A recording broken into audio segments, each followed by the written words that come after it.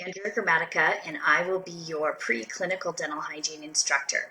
I'm very excited to meet all of you and to participate in this class.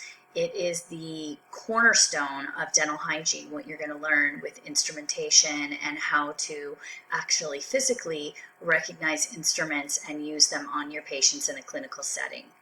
I graduated from Cerritos Dental Hygiene Program 20 years ago, and I love working alongside the teachers who taught me how to be a dental hygienist.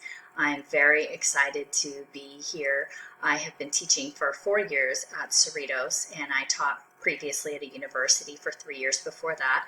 So I'm not new to teaching, but I will be new to you. If there's anything that I can do to make your experience better, please reach out to me through Canvas on inbox or send me an email. If there's something that you need help with, whether it's technology or extra help with instrumentation, that's our job. We're here to help you figure out how to make this work for you. And if any of you are left-handers, I just want you to know that I will be able to spend some extra time with you because most of the teachers are right-handed. And when I was in school, there weren't any left-handed professors, which is exactly why I went back to get my master's degree, so that I could come back and teach students what I had difficulties with because there wasn't anyone to guide me.